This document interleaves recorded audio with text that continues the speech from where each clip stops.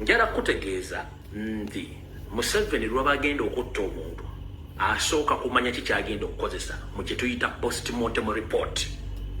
Yoseri lwaba agenda kutta omuntu asooka kumanya bwagenda kukola postmortem report.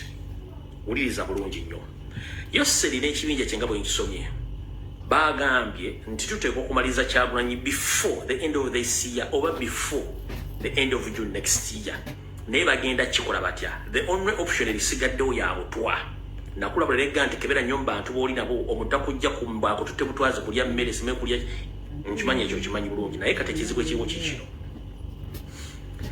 Olw'okuba nti Duli wagenda okukyalira kanso Lugwe wagenda okukyalira ne bakuba akatebe ka tear gas, ne bakubira akatebe ka tear gas.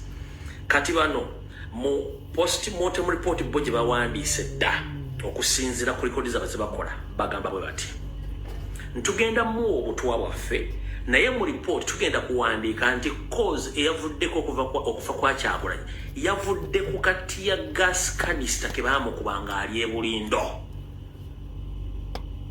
Bwe bagenda okutta omuntu basooka kufuna postmortem gye bagenda okukola.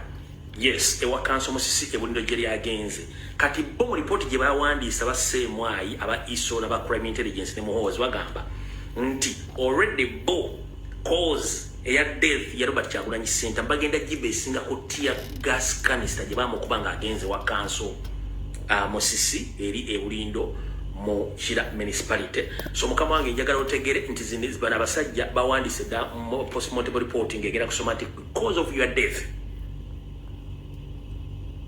it occurred basing on the incidents which happened when you visited Council Musisi when the police used the tear gas canister against you. Bagenda chikola bagiwandiise batyo.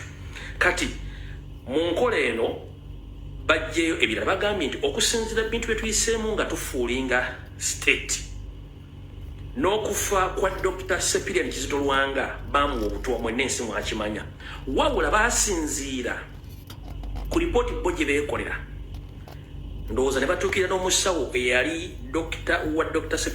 Sepirian Kizito Lwanga n'abayambako okukola lipooti eraga nti wakitiibwa Dr. Sepirian Kizito Lwanga yalina obulwadde bw'omutima bo ne bajjawo ekyobutwa ne bayitawo so nawo ne bagenda okukola eya Dr. Sepirian Kizito Lwanga babeesingako lipooti gye beekolera nti omugenzi Dr. Sepirian Kizito Lwanga yali aina obulwadde bw'omutima bo ne bakola lipooti bwekyo. Kati wulira ku mugenzi eyali speaker Jacob Oulanyah bawandika postmortem report nga bagamba nti Jacob Oulanyah yafa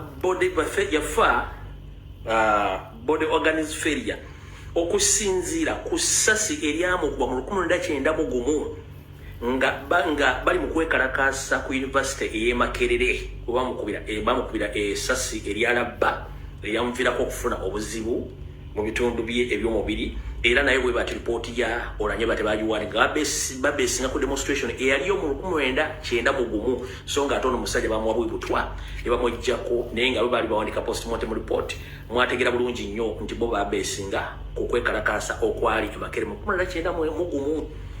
Kati njagala sooka kuwummuzaamu seconds 10 ng'oggyeko postmortem ya Kyagulanyi yensomye postmortem zonna zenjogeddeko mwazuulirako batemuzuula saagala muntu agenda ebigabo bino byalumbuye. Njagala abantu bataano abadde ku social media almost for 6 years ompandiikire wano kituufu oba kikya mu ddakiika seconds 3